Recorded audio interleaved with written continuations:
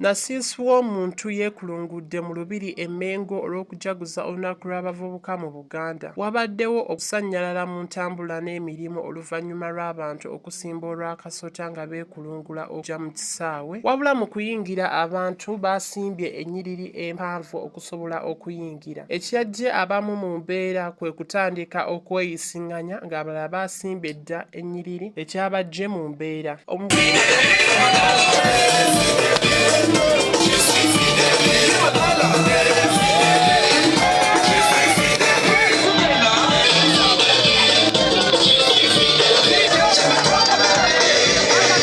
Omukolo guno gwatambulidde ku mulamwa ogw'okukuuma obutonde mu Buganda wano era nga omukolo guno gwasombodde ebikonge eby'enjawulo. Oweekitiibwa Charles Peter Mayiga, abakungu okuva mu gavumenti ya Buganda, abakungu okuva mu gavumenti ya Uganda. Katikkiro yatuuse ssaawa 5 ez'ekyemisana. Bakira mu kuyingira ku mulyango wabaddewo akasattiro poliisi nga egobaganya abantu ababadde bayingira mu kisaawe. Ekyaviiriddeko ekyaleeseewo akasattiro okumala essaawa ezitali ngere. Wabula kino nno tekyalemeviiriddeko bantu kuva mu ssanyu lyabwe lye babadde balimu kw'eyo essaawa. Omukolo gweyongedde okugenda mu maaso.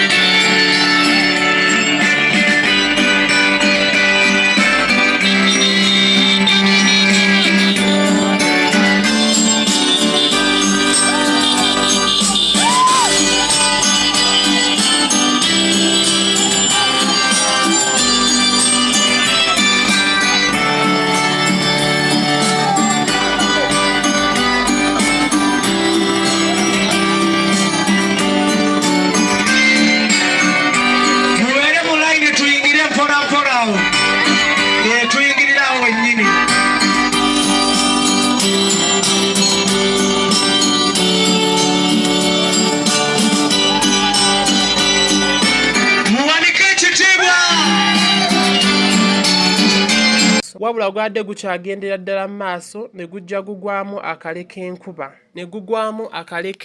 Kano nno akale k'enkuba tekalemesezza ababadde bazze mu bungi okugwetabako, wabula bayongedde mu maaso okugenda maaso n'omukolo. Ate beebazizza bwebaza Ddunda eyabawadde akale k'enkuba cause olw'ensonga kinaayizibwa nti enkuba bw'etonnya giba mikisa wano mu Buganda. Abavubuka baasomeseddwa ku ngeri gye bayinza okukuumamu obutonde omuli okusimba emiti nga baasomeseddwa Katikkiro wa Buganda Charles Peter Mayiga. Okusimba emiti baasomeseddwa ennima ennungi okwetangira mukoka. Bino byonna abantu ba Buganda baasuubizza okubiteeka mu nkola era omukolo gwawedde ku ssaawa 10 ez'olweggulo. Abantu mu kuddayo oba mu kufuluma baalaze essanyu lyabwe ery'enjawulo wakati mu bidongo mu mizira emizibu gye baalaze oluvannyuma lw'ekyo ekintu. Bakira aba booda abamu baalinnye booda zaabwe, abalala ne beetooloola, abalala ne babiibyamu, abalala kuba mizira. Kale omukolo gwabadde musava nnyo wano mu Buganda. Sigadde nze Kalyango Arnold, omusasi w'amawulire wano.